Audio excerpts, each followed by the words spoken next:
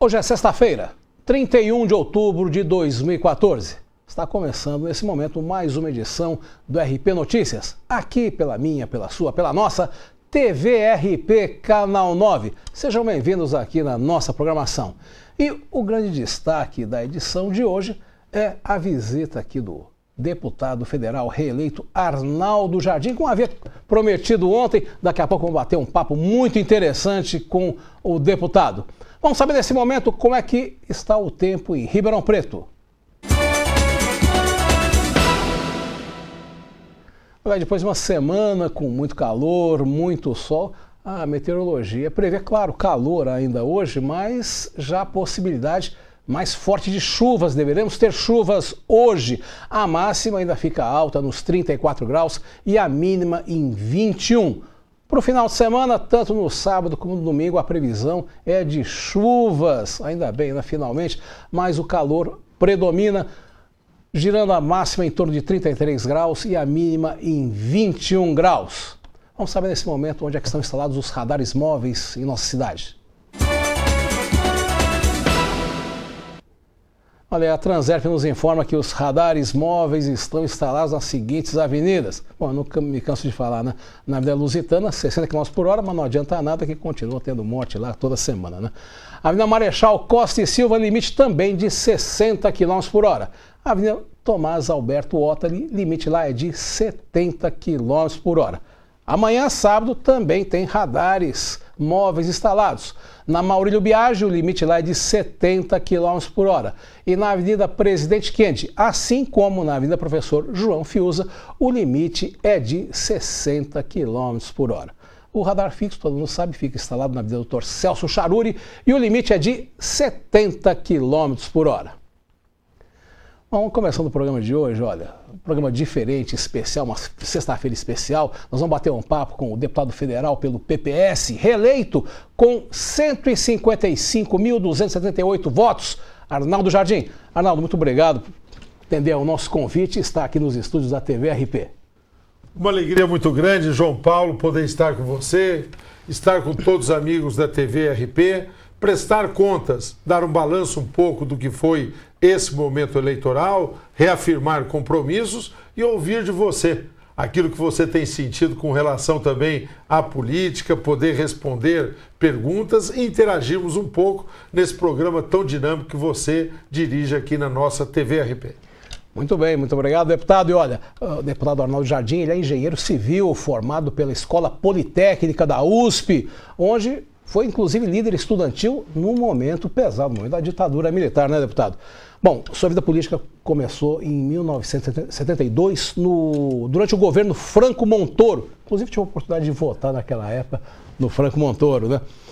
Conta um pouquinho da sua trajetória política desde então. Pois é, primeiro saudar aqui essa oportunidade e lembrar que antes de chegar lá, antes de chegar em São Paulo, eu nasci aqui em Altinópolis, uma cidade aqui da nossa região. Depois mudei-me para Ituverava e depois vim para Ribeirão Preto, onde meus familiares ainda residem. Me formei aqui no Otoniel Mota e fui para São Paulo. Em busca dessa oportunidade, consegui entrar numa universidade diferenciada, que é a Universidade de São Paulo, naquela que é considerada talvez a melhor escola de engenharia do Brasil, que é na Escola Politécnica, e lá não só me formei como engenheiro, mas me formei como cidadão, participando ativamente na época do movimento estudantil, e tudo isso fez com que eu pudesse lá ser presidente do Centro Acadêmico da Poli, que era o Grêmio Politécnico, depois ser da diretoria do Diretório dos Estudantes da Universidade e até da União Estadual dos Estudantes. E quando isso terminou, foi quando nós, aí você se lembrou do período muito importante,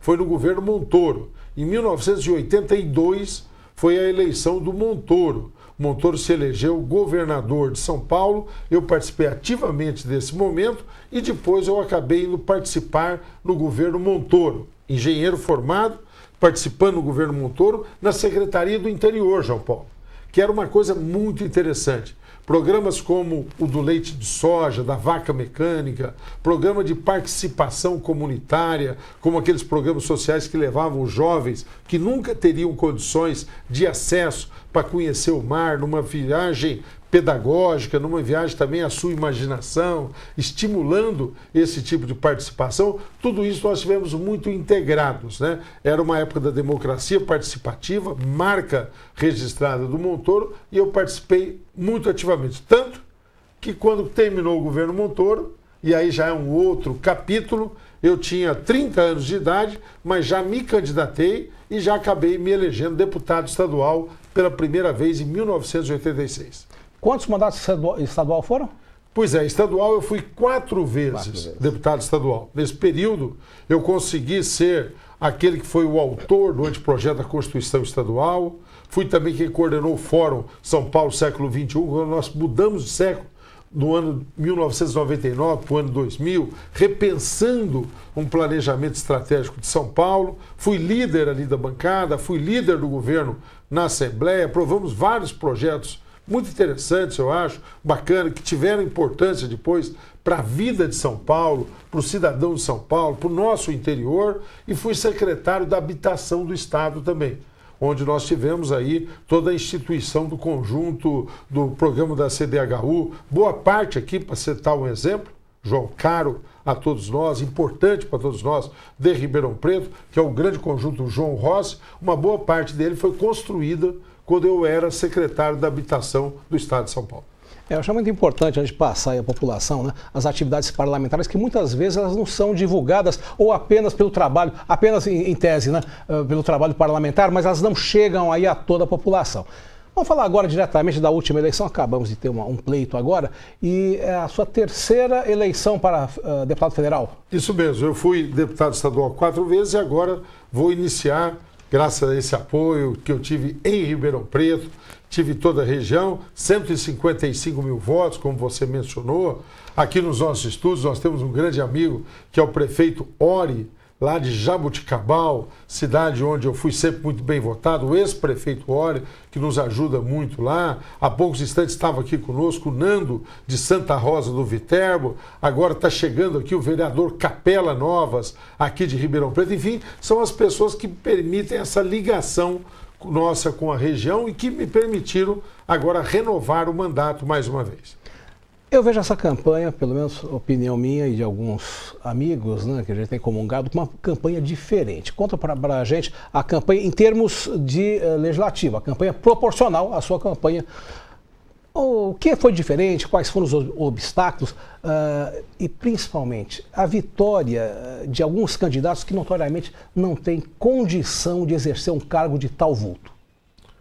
Olha, João, primeiro eu esperava que esse momento eleitoral ele fosse ter características diferentes, né? Todos nós, e eu sou daqueles pelo menos, acho que não todos, mas uma boa parte, a maioria, e as pessoas que querem um país diferente, nós saudamos as manifestações que aconteceram há um ano atrás. Quando as pessoas saíram às ruas, particularmente a nossa juventude, e reivindicaram novos compromissos com a política, um compromisso com a ética, um compromisso em que a política pudesse estar mais próximo da população, que a apuração dos desvios fosse feita e que nós pudéssemos ter um debate dos reais projetos e programas para o país, né? Passado isso, nós tivemos agora o momento eleitoral. Eu acho que isso ainda não pegou da forma como nós desejaríamos. Eu gostaria que o debate tivesse tido mais qualidade nas eleições que nós acabamos de passar agora. Eu acho que um sintoma que ninguém pode passar desatento a ele, espero que não passemos, foi o fato de que as pessoas demoraram para se envolver. Muitas pessoas só definiram seu candidato às vésperas da eleição e mesmo no segundo turno da eleição presidencial, saindo só do âmbito da campanha de deputados federais, embora nós tivéssemos as eleições mais acirradas dos últimos 22 anos no Brasil, tá certo? Você veja que o número de carros que tinham um adesivo, que tinham uma mobilização, foi pequeno. As pessoas até já tinham opinião. E houve um debate até sangrento e muitas vezes até descriterioso nas redes sociais, onde as pessoas um pouco falaram o que quiseram de qualquer forma. E eu acho que aí não é bom, não constrói ideias, né? O tom pessoal que muitas vezes adquiriu a campanha, não é o que eu faço na política, não é a linha que eu adoto. Mas eu gostaria que nós tivéssemos tido uma participação ainda mais consciente, mais criteriosa, que as pessoas tivessem tido um questionamento maior. Acho que é um processo de aprendizado que nós estamos vivendo. Você, quando diz pessoas que não têm preparo, acho que você está falando de figuras meio até folclóricas que tiveram de novo uma votação de 1 milhão de votos, tudo mais e tal. Acho que esses votos vieram pouco, João, como um desabafo. A pessoa volta meio de gozação, acredito eu, né? Porque acho que ninguém acredita ou tem alguma convicção de que a pessoa que mereceu o voto aí, o apresentador de televisão tal, pudesse ser alguém que represente uma mudança do comportamento, pelo menos da boa política de ideias, propostas, que pense o país, tenha reflexo no Estado e mude a vida de cada um nas cidades, que isso pudesse ocorrer. Então, acho que é um processo de aprendizado. O que eu acho que sobra disso?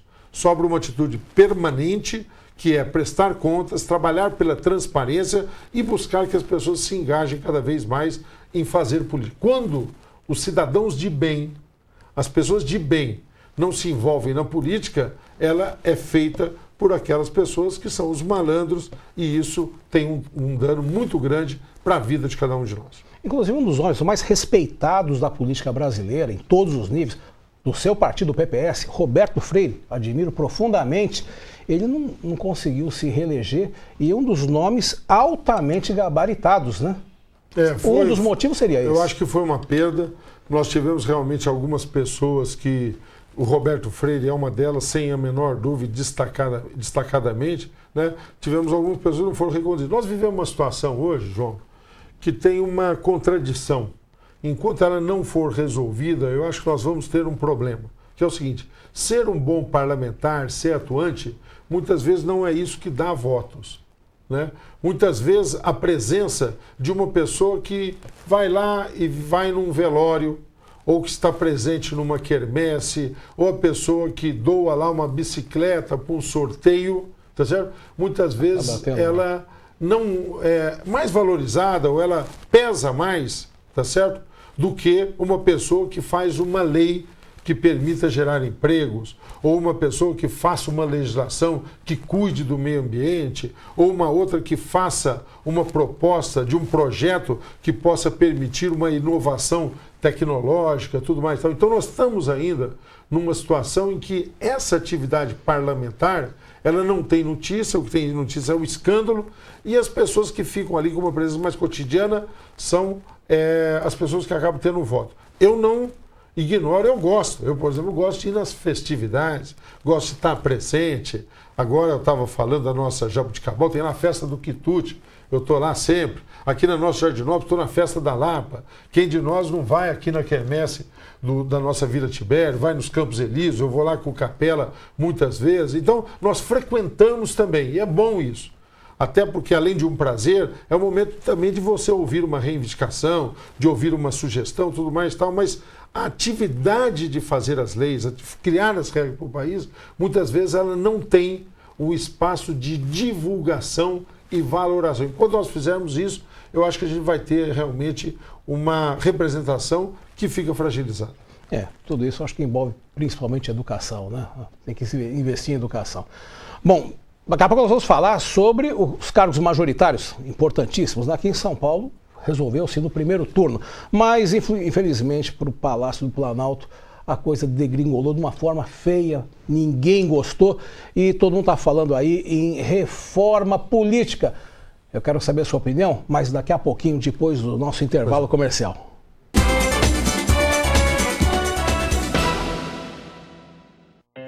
Na última década, os transplantes de órgãos cresceram 84%. As cirurgias cresceram 619%.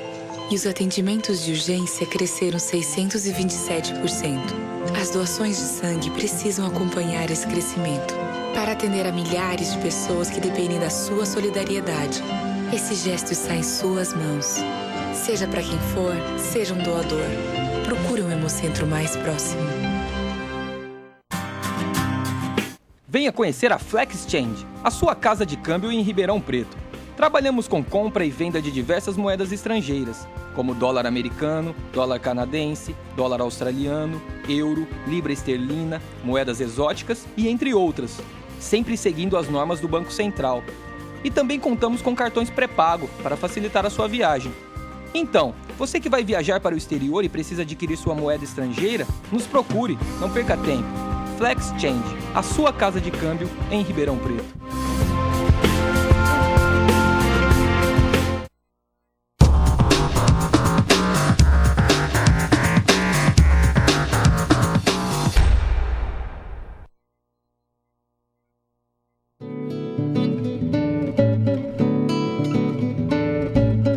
Comece o dia tomando um delicioso café da manhã. Na Band Pães você encontra variedades de doces, bolos, tortas, biscoitos, salgadinhos e sucos, tudo com a melhor qualidade. No almoço tem pratos saborosos, com um ambiente agradável e um ótimo atendimento. E o estacionamento é próprio. Avenida Independência, número 1764. Telefone 3913-5533. Band Pães, o sabor para você e sua família.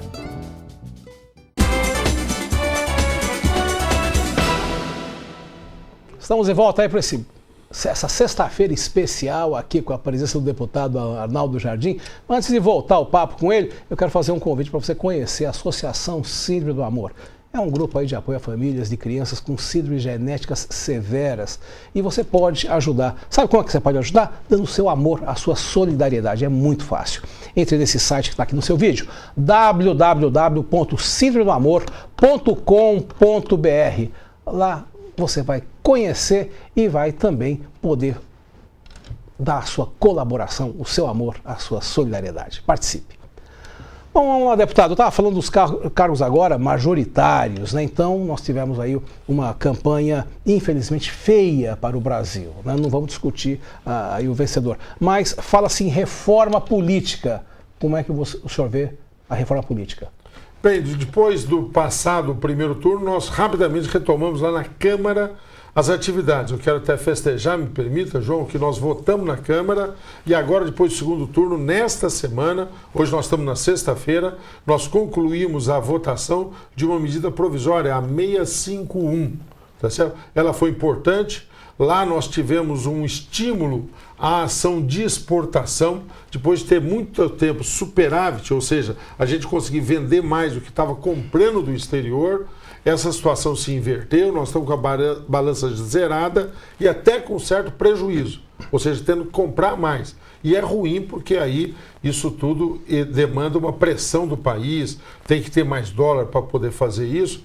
E nós aprovamos uma medida que restitui, um programa que chama Reintegra, o apoio à exportação. Por que eu estou mencionando isso? Porque eu consegui lá incluir o setor de etanol e de açúcar, tão importante para a nossa região, que estava fora disso. Uma outra coisa que eu consegui nessa medida provisória foi mudar também a tributação sobre o serviço de engenharia e arquitetura, que agora nós vamos inverter, ao invés da tributação ser sobre a folha, vai ser sobre o faturamento. Então, os escritórios de engenharia e de arquitetura, eu sou engenheiro, já mencionei isso, de formação, que há muito tempo reivindicava isso, nós conseguimos. Então, nós estamos continuando a fazer a lição de casa, debatendo e aprovando leis. Mas a discussão paralela que aconteceu esta semana, a primeira semana depois de passado o segundo turno, foi exatamente a sua pergunta. A reforma política. Ou seja, uma necessidade de que nós possamos mudar as regras e, com isso, dar mais transparência ao processo eleitoral, dar mais transparência ao exercício do mandato e diminuir a distância entre representantes e representados. Isso foi muito importante. Nós estamos discutindo ideias lá, tais como, já elencar. Primeiro, vale a pena manter o Instituto da Reeleição? Eu estou convencido de que nós devemos acabar com a reeleição. Por quê, João Paulo? Embora ela tenha um sentido de dar mais tempo para que um governante possa ter um prazo mais longo e, por isso, poder planejar melhor as suas ações, a consequência que me faz ser contrário a isso é o fato de que quando o governante assume e ele já pensa em fazer a sua reeleição, ele acaba deixando de tomar uma série de decisões, ele acaba sendo muito mais cuidadoso no que diz respeito às medidas que muitas vezes são necessárias e ele deixa de tomá-las para pensar em ter só um bom apoio político depois da eleição, né? Então, acho que nós devemos discutir isso. Segundo, a forma de representação está boa ou nós devemos ter um voto distrital? Eu acho que nós devemos ter um voto distrital misto. Nós temos a representação das regiões, que elege ali o seu representante, e temos alguns deputados que tratam de temas gerais, assuntos importantes. Então nós deveríamos rever isso. Uma terceira questão, o financiamento da campanha. Quem paga as campanhas? Hoje as campanhas são financiadas pelos candidatos que recebem doações, ou os partidos recebem doações, de pessoas e de empresas. E eu acho que nós deveríamos inverter e que nós deveríamos ter um dinheiro público, do imposto de todos, tá certo? Que pague a campanha, que dê uma determinada verba para o partido fazer a campanha, e acho que isso, que parece para alguns um gasto, na realidade é uma economia. Porque embora você gaste limitando esse valor, público, né? Limitando e mais nada, né? Tá certo? E você proibindo outra forma de financiamento. Perfeito. Porque as outras formas de financiamento distorcem e acabam orientando a atividade do eleito de uma forma que muitas vezes não é defender o interesse público maior. Então eu sou a favor de que essa mudança também possa acontecer. Tem uma outra coisa polêmica, eu sei que não é a posição da maioria.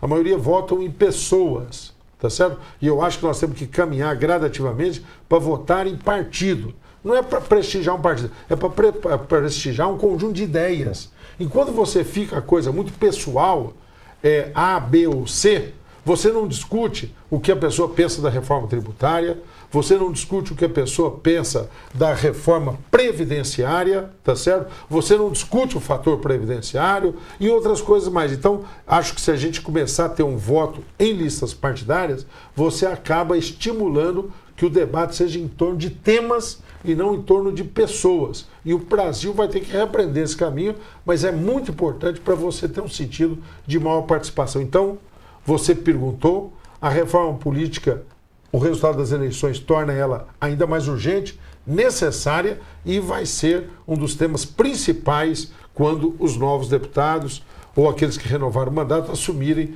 o ano que vem. Bom, até a diminuição de partidos. O ano que vem nós vamos ter 28 partidos com representantes na Câmara. E temos mais de 30 existentes, né, que têm vida própria. Eles recebem uma verba, né? O fundo partidário, né? Pois é, sobre isso eu também tenho uma opinião, né?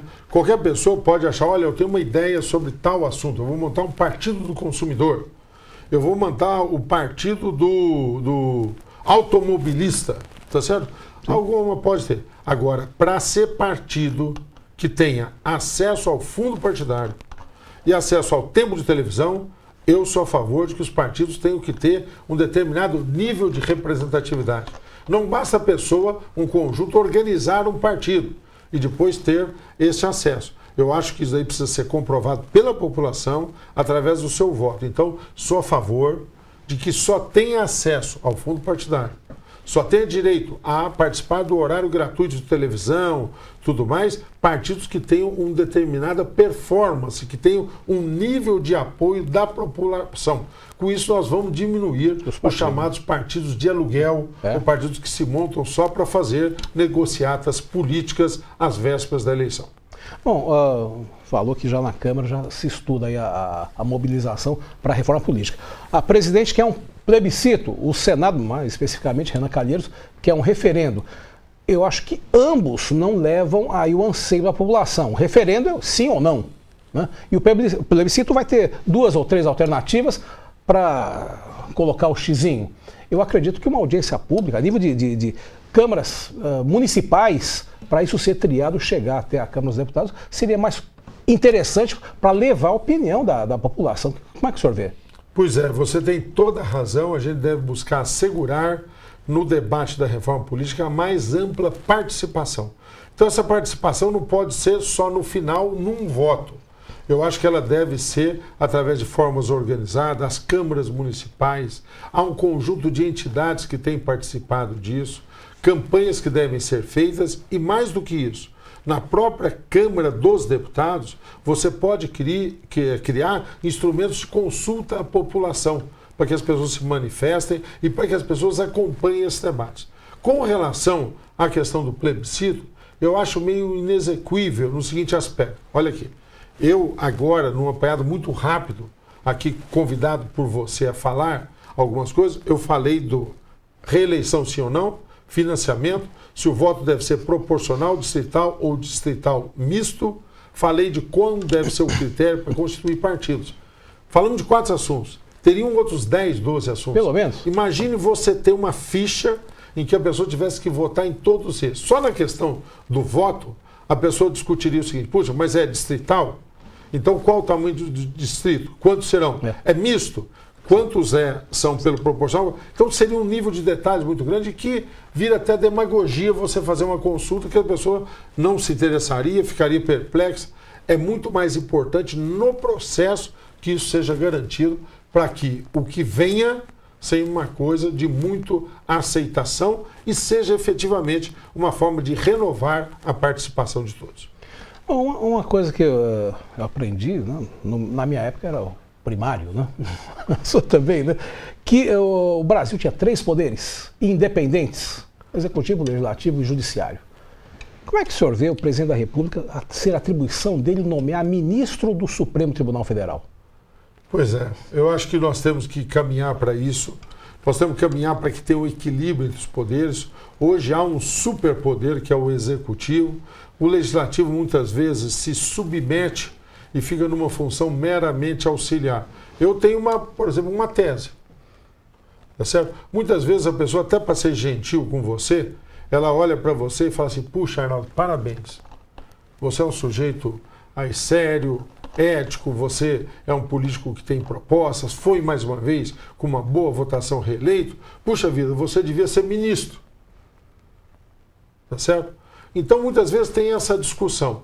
Meio assim, o legislador fica numa expectativa de ser ministro, um dia ser secretário. O vereador fica na Câmara, louco para um dia poder ser secretário do prefeito, e assim as coisas vão por diante, tá certo? Eu acho que nós deveríamos, os legisladores, não exercer cargo executivo. Não integrar nem no município, nem no estado, nem na federação. Mais uma composição do projeto político. Seria um fator que vai nesse sentido da reforma política e que vai nesse sentido que você diz de começar a dar prestígio. E talvez aí os deputados sejam medidos exatamente pela proposta. Olha, Arnaldo, você apresentou um projeto lá sobre a Política Nacional de Resíduos para cuidar do lixo, é verdade. Agora, nessa medida provisória que foi aprovada, você conseguiu modificar a forma de tributação dos escritórios de engenharia, com isso vai contratar mais profissionais, você vai dar mais oportunidade de emprego, vai fortalecer esses escritórios que estão concorrendo com os escritórios que vêm do exterior. Então, você passa a debater realmente as questões que são atinentes a isso. Então, este caminho é bom. É um caminho de equilíbrio entre os poderes, de autonomia do judiciário, até para que o judiciário possa fazer a sua vez. Nós temos que ter muito rigor no Brasil.